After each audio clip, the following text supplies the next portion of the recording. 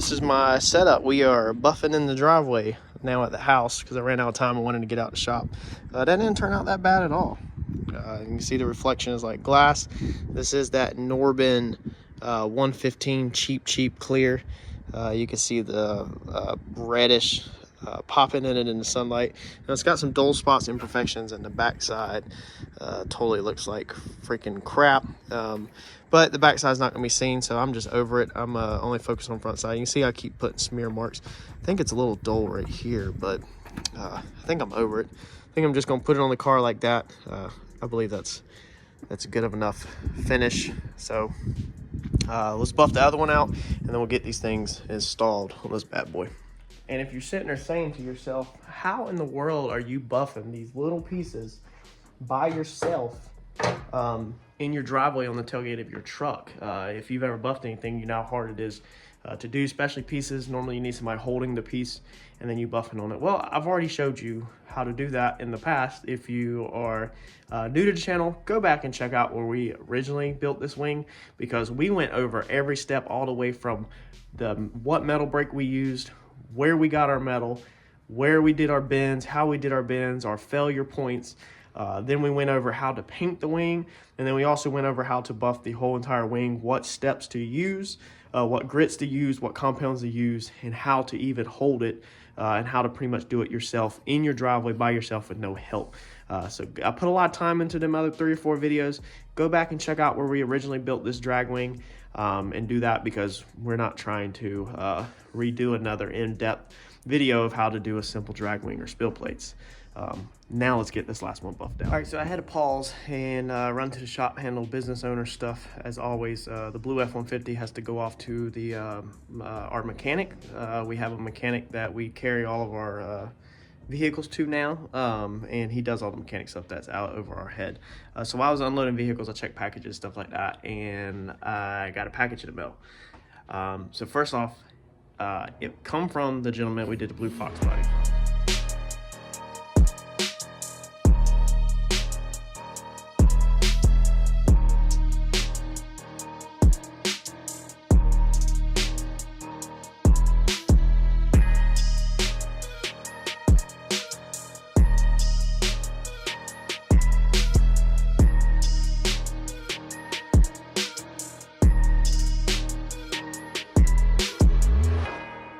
Dropped off the blue fox body that we built. If you remember here on the channel, we didn't build it, we painted it.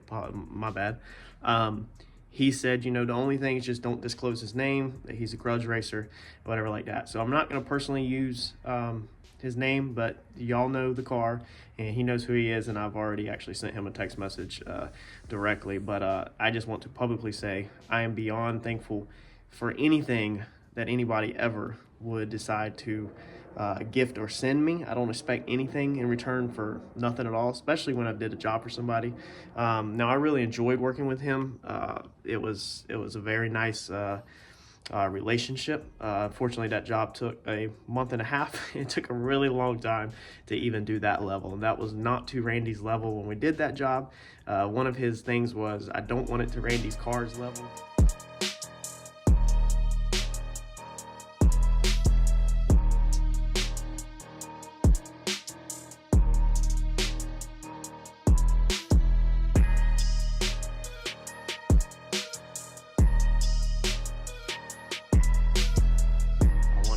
One step below that, you know, but above, you know, all the rest.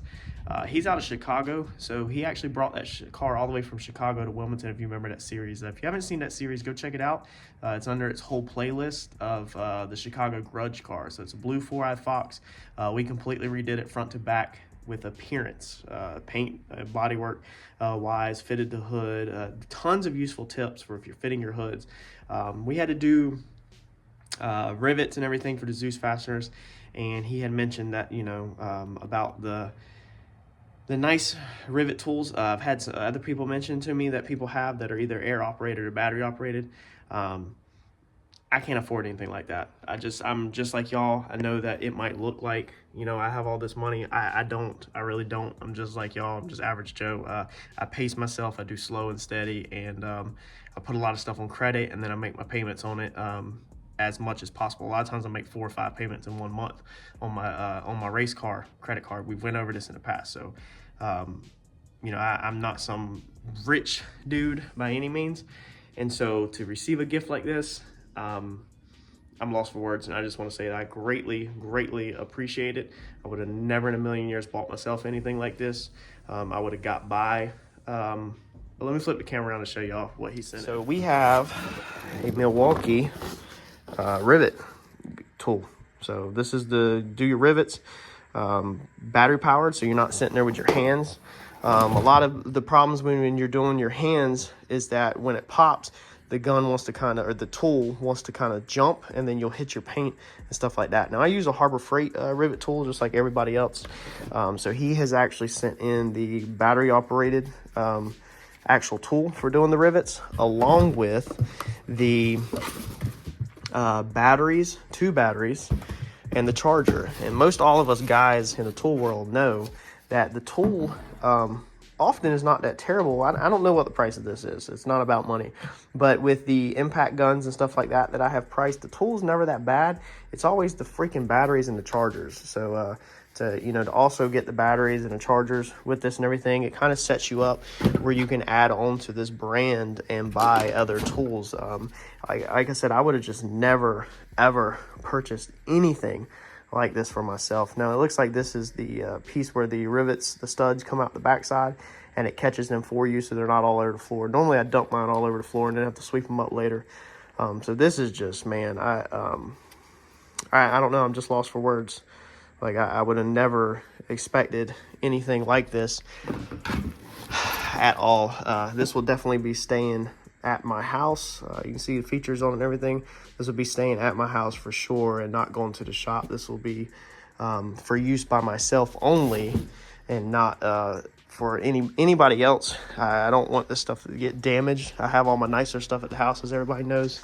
What we've been using, and it's funny because Eddie actually just asked me the other day at the shop, this is what I've been using. So just Harbor Freight. This is what I built. You know, I did Randy's car with this thing. I've done my car with this thing. I did the blue Fox body with this thing.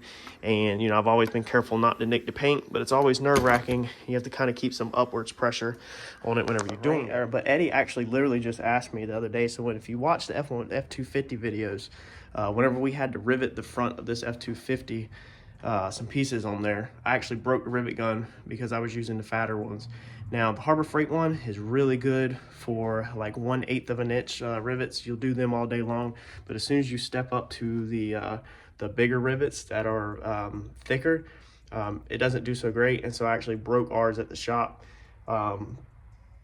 whenever we were doing the F250. You know, Eddie said the other day, when are you going to did you pick us up another rivet gun? And I was like, I did not. And he was like, do you have a time frame of when you're going to replace the rivet gun that you broke at the shop? Because he kind of needed it. And I was like, I don't, man. I have a list in my phone continuously, just like I'm sure a lot of y'all have, of tools that you need or want. And financially, you just can't go out and buy all these tools, even from Harbor Freight, even though that's a couple bucks. I went there the other week trying to stock the trailer up on some very inexpensive stuff, and was hoping I was going to get out there for like 20 bucks, 40 bucks is the plans, and do a return on a pressure washer, and walked out there with like $250 worth of stuff to stock the trailer up. And it's like, you don't even get much, you know. I bought like an impact gun with the battery, charger, and everything, but it was literally $100 for the battery, the charger, the small like 3/8 I think it is, or 1/8 impact driver.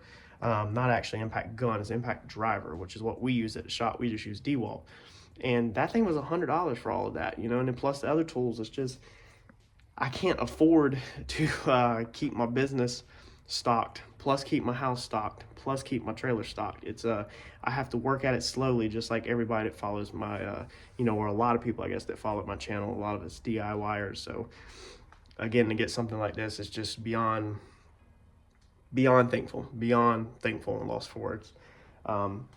We are going to finish our job before we got pulled off to have to go deal with business stuff, because even when I'm off of work, sometimes, as y'all know, when you're self-employed, you're never actually off work. There's a lot of stuff going on behind the scenes that a lot of people don't see. So we're gonna finish buffing out this last spill plate and put it on the car and we're gonna finally see what it looks like this weekend. Boy, oh boy, oh boy. I really like the way them spill plates turned out. I think it looks really good. Definitely happy we made the change.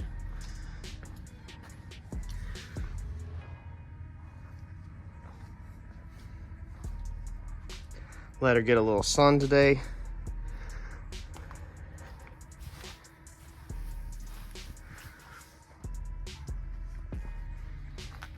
We're gonna do some work in the garage, so we're having to kick the car out.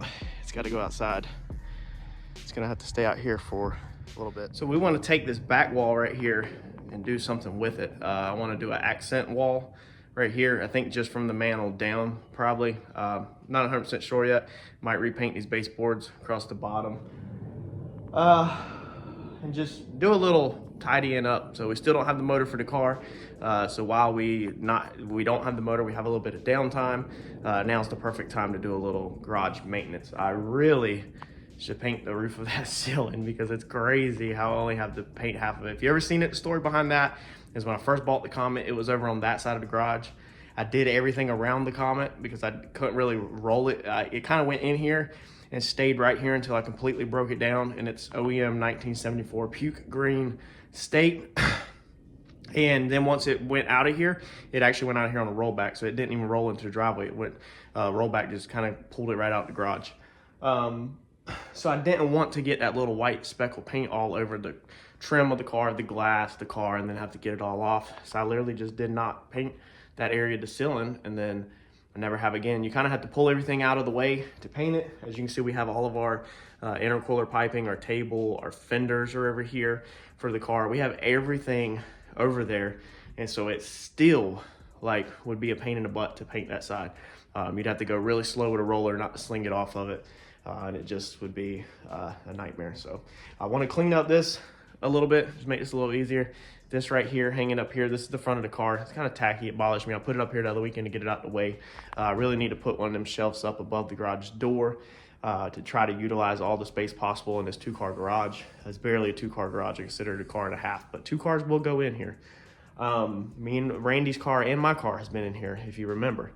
But yeah, we just want to do a little bit of maintenance. Weather's decent, door can be open, so let's get at it. Found me an old 2x6 over there in my wood pile that I keep. Just like a lot of men, I collect wood. It's worth a lot to me. We're just ripping it down, cutting the backside out of it so our new piece on our wall will sit in it. And we're just gonna sand this up and make our trim for the side. And I'll show you here in a second what we're working with. All right, so we got our wall piece up. I think it's gonna look good, a good blend between the black toolboxes and that. I was thinking about running to Lowe's and grabbing the same stuff we used on that, but I believe that was, if y'all remember back when we did this, 50, 60 bucks a sheet, or I think about 50 a sheet when we redid all of this over here. It was about a little less than a year ago, if y'all remember that. We had the car covered in stuff as storage. But this is some snap together luxury brand flooring that I had left over from when I owned a flooring company, and I have like 4 boxes of it, just been saving it. So just did that. I'm gonna put the trim down the side, put our baseboard back across the bottom, put our mantle back across the top. Got our trim and everything out here drying. So we ripped down these old 2x6s and then we threw some stain on them that I had laying around, and it gave it like this blackish burnt wood color, which I think is gonna go really good between this and what's on the wall. I think it's going to flow really good and look good. So that's why it looks milky white, is I am using a polyurethane water-based finish on it, and have a water-based finish over this. Now this was just raw and it collected dirt really easy.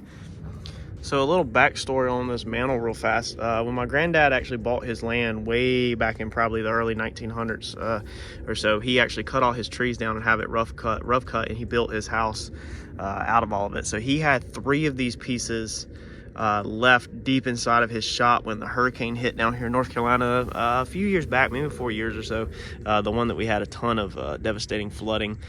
He lost his shop and had to rebuild a room on the front of his house, but when they were digging everything out the shop, I was able to snag these 3. They were literally going to throw them in the burn pile and just burn them because he said he didn't need them no more. And I was like, Papa, you're absolutely crazy.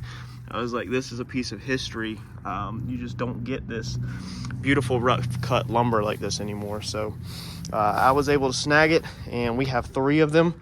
So I have one here in the garage, I have the one you see at the shop, and then we have one in our bedroom. So I'm gonna let these dry for a few minutes and then get these nailed up. All right, well, there's a nice relaxing Saturday. Man, don't that look so much freaking better? It's amazing how a little bit of effort you can improve the atmosphere that you work in. So we still have to put pictures back up and odds and stuff like that, but I'm gonna try to clean it up and probably take some of these down and make them more like uniform. But now we have the TV on a wall mount, which I've had the wall mount the whole entire time. I just literally didn't do it. I literally just had it sitting on the shelf with everything crammed around it, covered in dust. So now you can take stuff off the shelf and wipe your mantle off and be good to go and pull the TV in and out and tilt it and all that. So I think it'll be a little easier to see when you're working in here. But that's going to be a wrap for this afternoon. We are going to push this hunk of junk back inside the garage and put it up, and then I think I need to at some point, maybe this weekend, I'll probably go ahead and paint them baseboards that are down there on the bottom. They're a little dirty.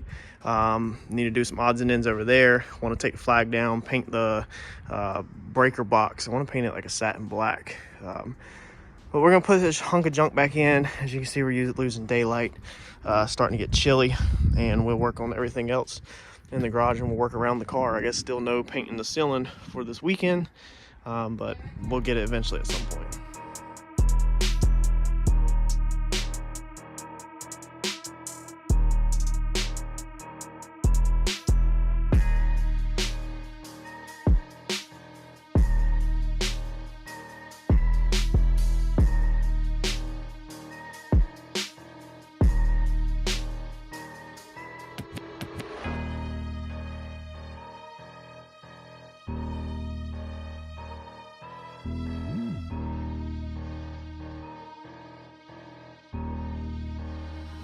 Yeah, let it